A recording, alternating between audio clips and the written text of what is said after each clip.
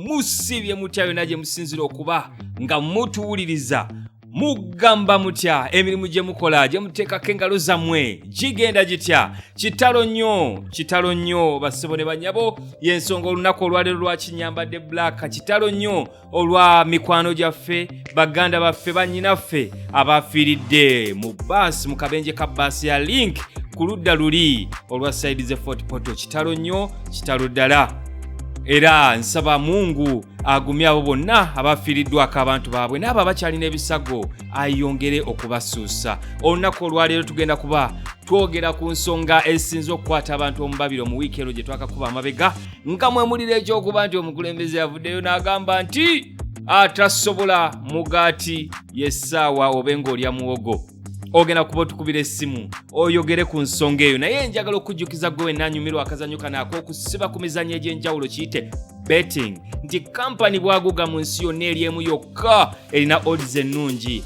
1xbet ate nga bagamba nti bw'ojoyininga bweweegatta ku 1xbet olunaku olwaleero ogenda kuba ofuna bonasi ya bitundu 200 200% ku deposit eyo gy'osooka oteeka ku akawunti yo okufuna bonasi eno nja kusaba okilikinge ku link eri mu description ya video eno oluvannyuma okozese promo code 256C ofune bonasi yo naye njagala era okujjukiza nti okubetinga tekukkirizibwa abo bakka wansi wa myaka 25 so nga naawe abetinga kikole n'obwegendereza to bettinga school fees sente z'akameeza tozibetinga njagala okujjukiza nti 1xbet eruŋŋamizibwa akakiiko aka Gaming and Lotteries Regulatory Board of Uganda yogera naffe olunaku olwaleero asose mukulu agamba atya ono matalisi solido y'abakyala wano mu Ndeeba omuli wa Muwogo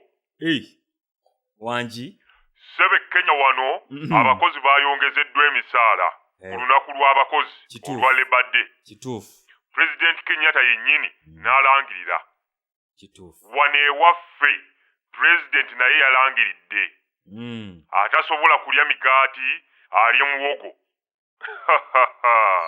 era ng'oŋŋamba nti nze solido y'abakyala nsaanidde okusigala wano mu Uganda no njagala genda kukuba kyeyo era nsazeewo kaŋŋende Saudi Arabia oba Qatar nsobole okufuna ezigula omugaati wangi sebo tunaaba tuli awo nga ne muwogo tetukyamusobola nga batandika tugamba nti tulye enfuufu sijja kulinda kulya nfuufu lazima kaŋŋende nkube ekyeyo abali Saudi Arabia oba Qatar omanyi sinnasalawo naye nsaba mungumiikirize mukimanye solid ajja gye muli kanzije tunoonye ensimbi tukyankalanye Qatar tukyankalanye Saudi Arabia bagenda kuba bakulindiridde nkiwa muteekeko ebintu mutikka ebintu nammwe ku pick up tuve wano atika byonna teekako ne sideboard yes sideboard giteekeko nga ngireka ntya landlord yagingulira n'ebbaafu muziteekeko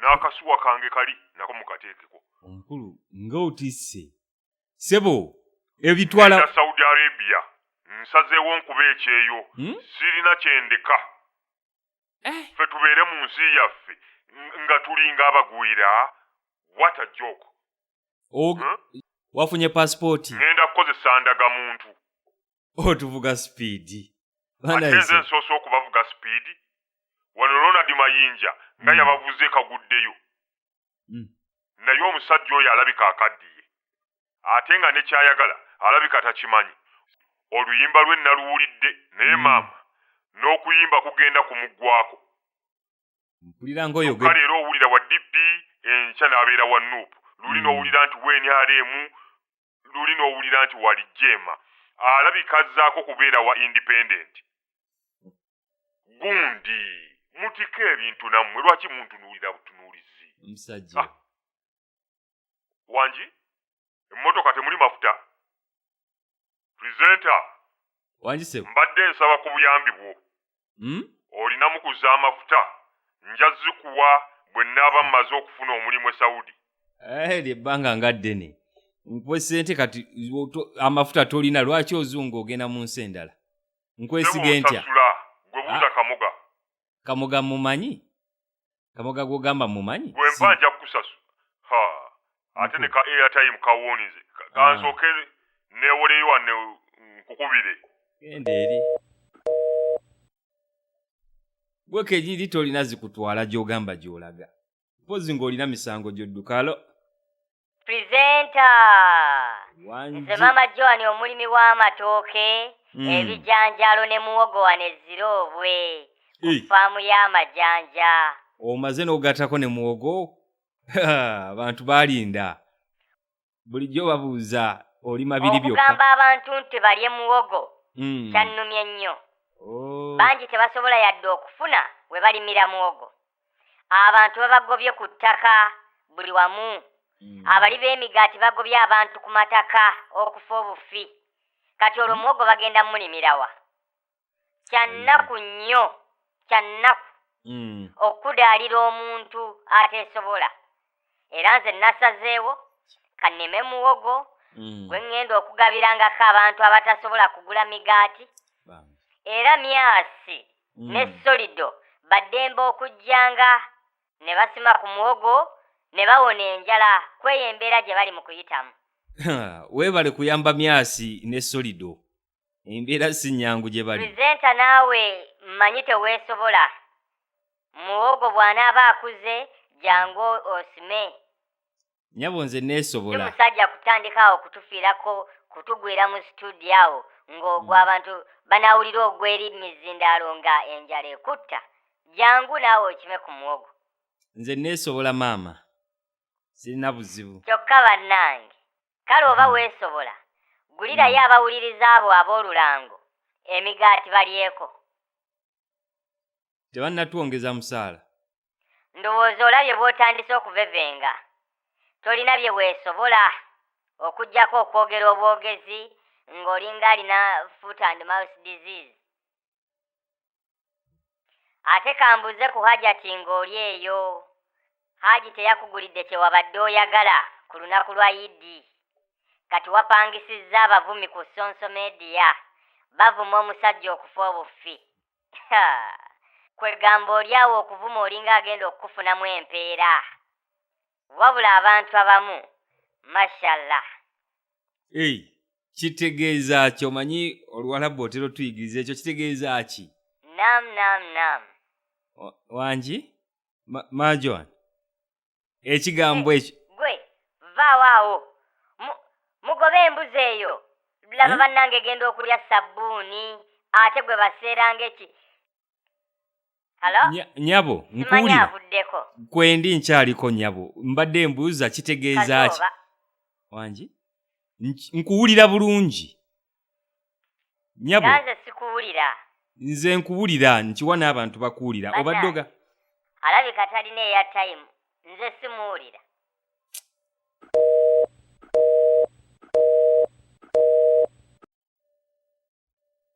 Hello. Halo baba. Webale kutuweereza munange.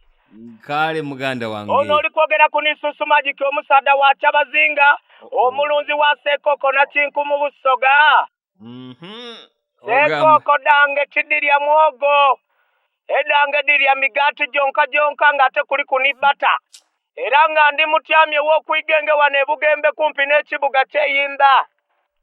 Yes, agamba atya N'isusu Magic. Idi yabadde etya?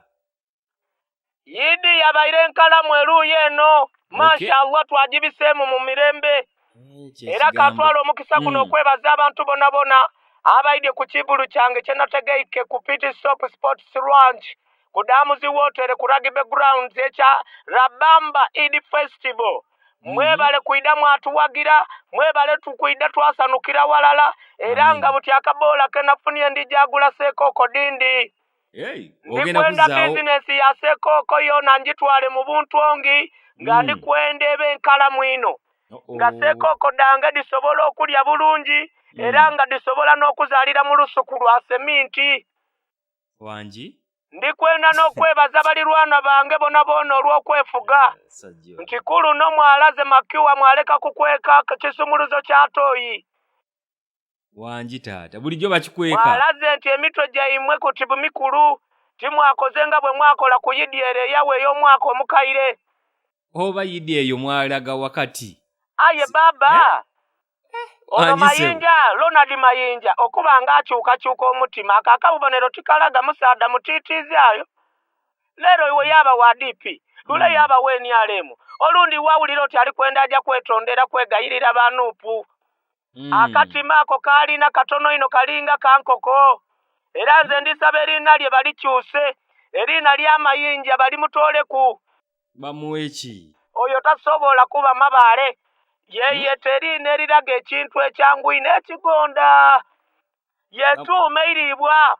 Tumwete Ronald iribwa oba watermelon. Asobole okuba nga yeyete oba yeyete Ronald Bogoya byonna lidaamukolera. Ronald Bogoya. Naye era kantwala omukisa guno okulamusa ku bahaaji nga iwe ekirabo kye waleeteire mukazi wo wamuleeteire kumwisaku bwa mukyala wundi. Wamuleetere aki yakuna mwebale kusiiba banange.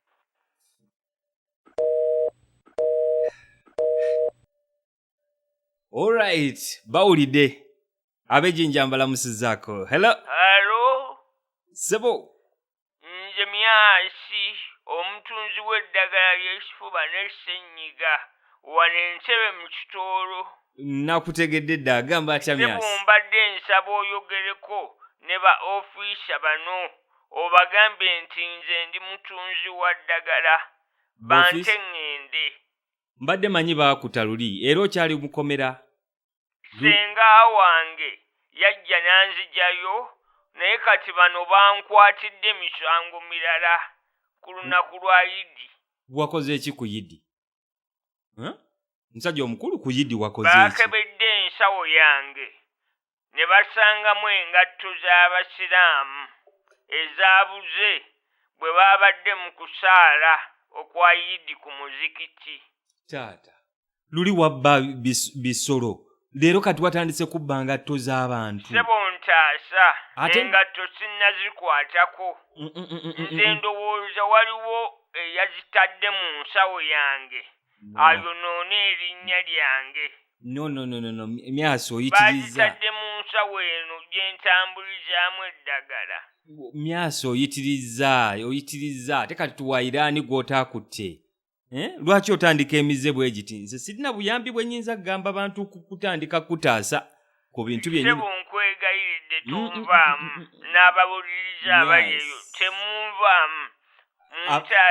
Abawuliriza beesonyiwe. Yogera ku bwogezi n'ono ofiisa kankuwe essimu.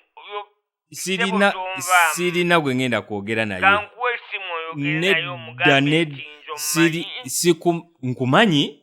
Nkumanyi oyagala kunteeka mu bizibu by'ossebo bagambe nange ndi mubbi. Taata musajja wattu ŋŋenda okufiira mu kkomera ng'ate sirina kye nnakoze.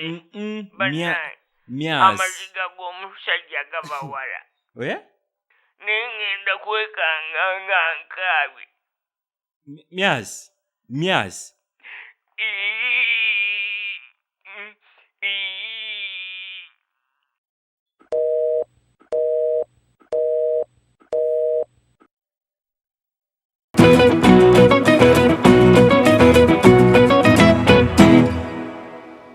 Thank you for watching our video. Now, have you registered with 1xBet yet? In case you haven't, you can do it right now for free. 1xBet has introduced a new promotion, the Hyper Bonus Promotion. Increase your profits through the Hyper Bonus Promotion. Get up to 250% bonus by placing accumulator bets of 4 or more events with an odd of 1.2 and above. Remember, the more events you add to your winning bet slip, the bigger the bonus you receive. To be part of the Hyper Bonus Promotion, join 1xBet today using the link in the description of this video. Don't forget to read the terms and conditions before you start betting. What are you waiting for? Join 1xBet today.